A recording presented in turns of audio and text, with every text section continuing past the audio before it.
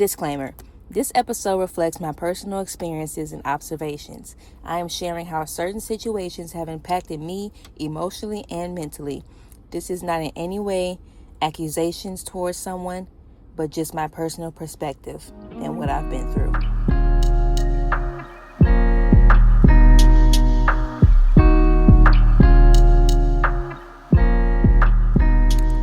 Hi guys, welcome back to Trenette Talks. Grab your coffee cups and get comfortable because your girl is tired today. I am tired. I am worn out. I feel like I've reached my peak of what I can handle. And it's just been a emotional 2 days, I guess I would say. Before I even get into yesterday, just think about how I'm dealing with everything I'm about to tell you guys. And on top of that, my child is sick. He has RSV. So he's been having a bad cough. He's been clingy. I've been, I had to come to work late today. But good thing I had protected time. I have 3 hours of protected time. So I made it to work at 9:24. I'm going to go in at 10. I know it's the day before Christmas Eve and it's busy, but I'm freaking tired. He did not sleep good at all last night. And so I was supposed to be at work for 7. And he got up at 5. So I just went ahead and got him ready, and I headed towards where I had to go to his doctor's because it's almost 45 minutes away. We got there at like 7, still had to wait until 8, and luckily we were seen fast. I mean, we got seen at like 8:05 and was out by 8:12, so that was good. So I'm just worried about him because he is sick, and I know it's hurting him with his cough. And then I have to work. I'm worried about being late to work, people being mad at me. What if the daycare tells me I got to come get him? Then I got to leave and get a point. I'm already at 3.5. And, I think at like 4, they start to, get ready to fire you. So if I get another point, that'll be 4.5 points. And I don't know. And on top of that, I have a lot of bills due. I was stupid enough to buy Christmas gifts instead of paying my bills first. So I have to pay my car insurance by Monday. I have to pay daycare. I'm behind 2 weeks on that. I have to pay my phone bill by the 1st. Oh, my God. And I have to do that all with one paycheck that I've already borrowed from. And the check is already short because I had to be off the days that daycare is closed, which is 3 days. So let's get into what happened yesterday. I took my Lexapro this morning. I haven't been consistent with it, but hopefully with time passing and I took my medicine, I can tell this in a grounded way. So, I don't know if I talked about this previously, but me and Geronimo were on a phone plan together. I'm the primary account holder. And when we went to court, I was telling the judge how he would go through my call logs and, call me and tell me who I'm calling. And it just would have so much confusion. And so she asked me, how does he have access to your call logs? And I said, we're on the same phone plan. So she said, oh, no. She said, y'all should not be together. And he definitely needs to get off your phone plan immediately. So I said, okay. And he was agreeing. He was nodding his head in agreement. But he never got off. I mean, we broke up on a Wednesday. So I was still nice enough to let your phone stay on until court on Monday. So we had court on Monday. She said he needed to immediately get off. So I've been calling Verizon, 3 days in a row to get them to talk to him, to get him to remove his line. And, they would say he had to agree to transfer the line, and he would agree but never transfer it. So on that Wednesday, that's a full week since we've been separated, I turned off the line. I suspended it. And I let them know why I suspended it, because I have a protective order on him. And he has not paid his phone bill this month. He has not, transferred his line. So I need to suspend the line. So I did that. But, if the device is still not paid off, you still are responsible for paying off the device. So now I'm like, okay, I'll just figure that out later. So that was a Wednesday. I disconnected the line. Friday, his mama calls me. And I already knew where it was going as soon as she asked me this.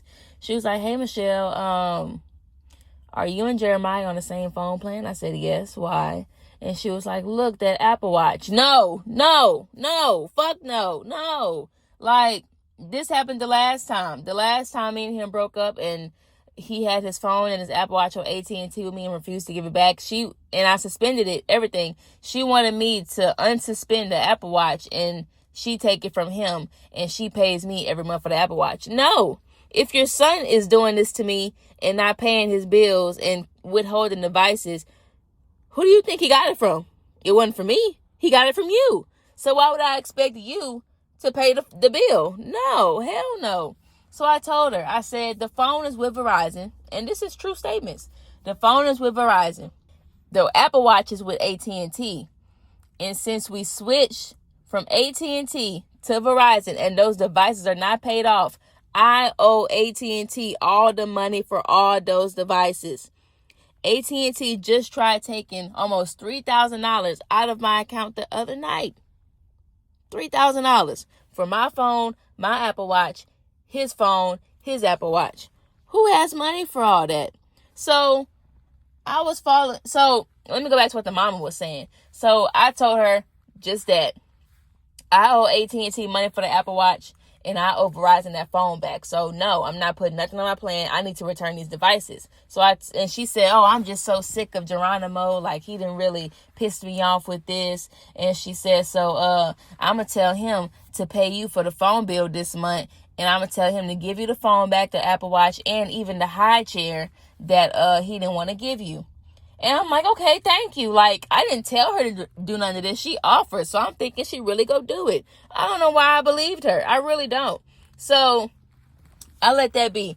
And I ended up texting her because I wanted this for my documentation purposes. I text her and I said, can you tell your son that he has until Monday to return the phone and the Apple Watch to the Port Island Police Department or I'm going to press charges. And she said, okay. And I said, I want them undamaged. And she said, okay. So it's Monday.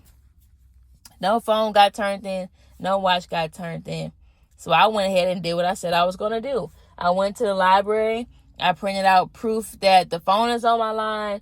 On my Verizon line, I printed out proof that I owe money to Verizon for the phone and the Apple Watch that he had before. And, that I need my stuff back. Like, it's my property. So everything was going fine at first. I mean, they was on it. Oh, he worked for this police department and he got your phone and your Apple Watch and you owe them money. You got your paperwork. Oh, let's try to go to his house and get it from him. So they went down there and tried to get it. And of course, there was a battle. First, he wouldn't answer the door. So the officer called Geronimo's chief and got him to open the door. So he opened the door. I guess he started a mess talking about, it was a gift, so he's not giving it back. And then he said he wants to file charges on me for falsifying information because I lied and said the judge had to give everything back. The judge said he had to give everything back when he didn't. So let me clarify something. Just like I said, the judge said you had to immediately get off my line. That should be common sense that devices are included. Because if you would have transferred your line like she told you to, them devices would have belonged to you now. But since you didn't transfer your line and I went ahead and suspended it, those devices are still belonging to me. So no, it's not a freaking gift. And how I know that he knows it's not a gift, he went and bought another phone right after we broke up.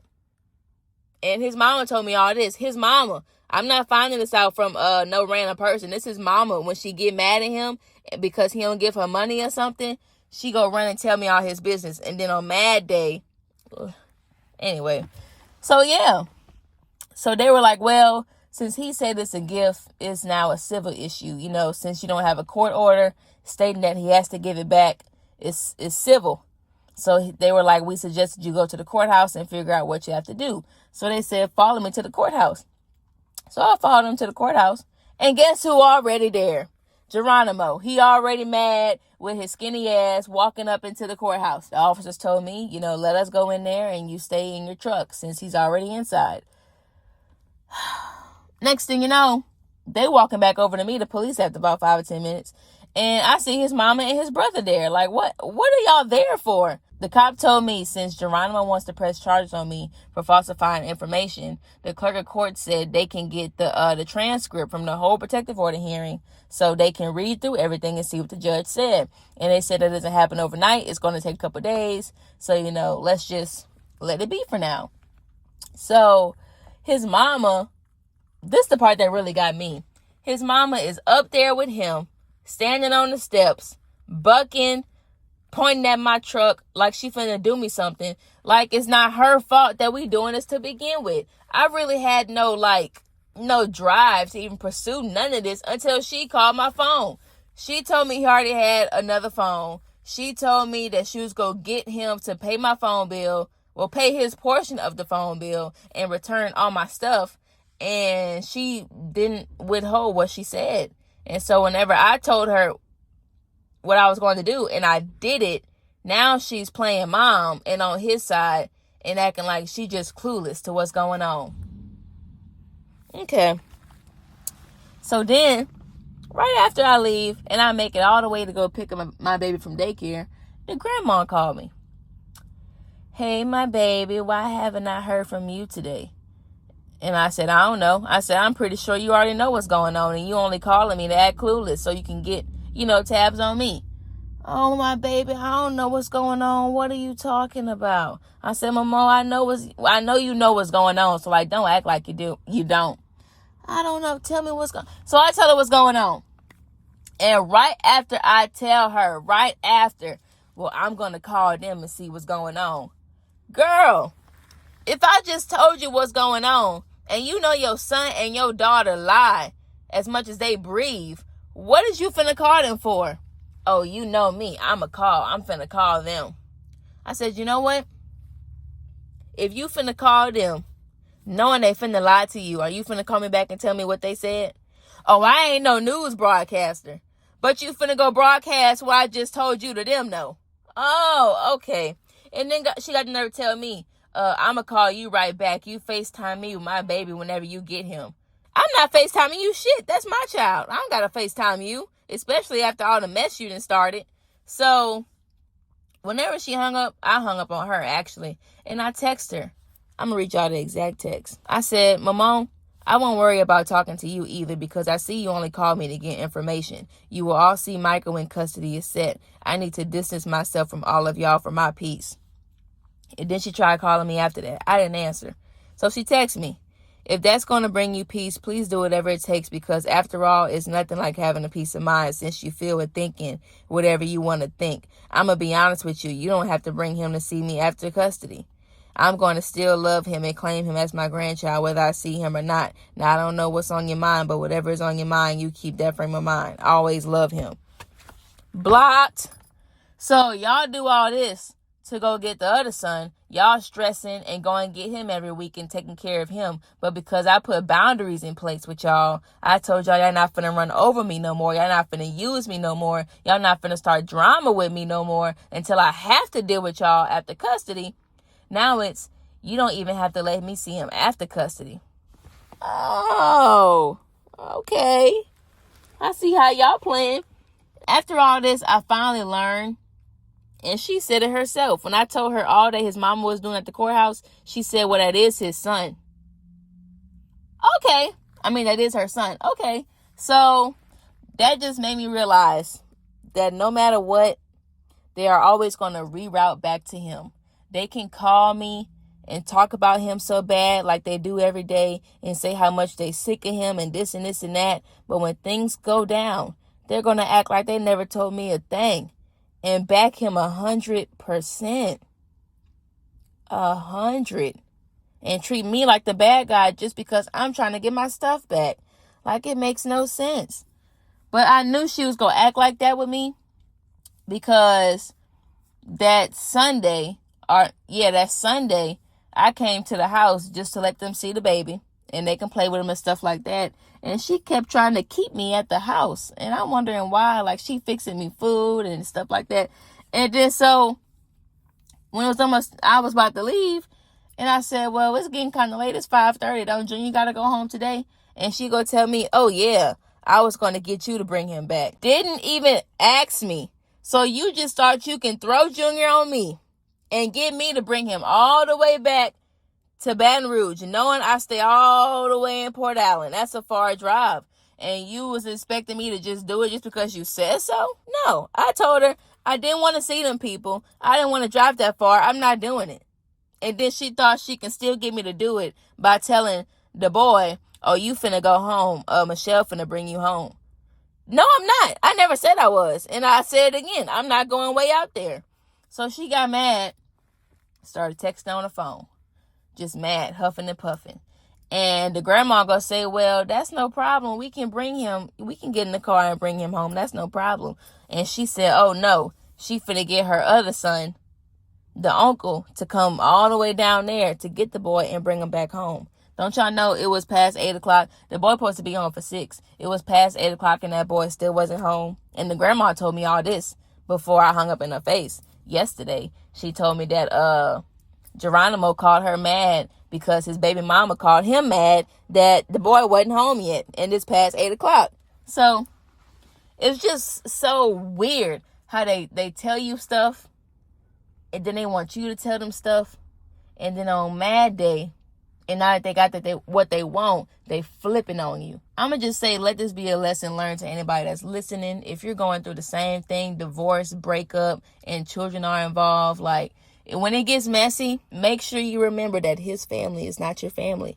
It don't matter if they let you stay with them. It don't matter if they tell you how much they love you. It don't matter if they were there for you sometimes more than your family was there for you. All because of what their son and grandson was doing to you. Your family didn't even want to be around you till you left them.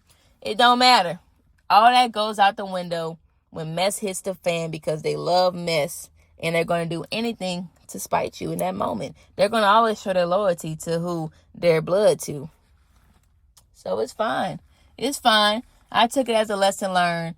And I was going to go through the process and go to the courthouse on Monday and file a contempt so we can go back in front of the judge and I tell her all that he's doing and has not done.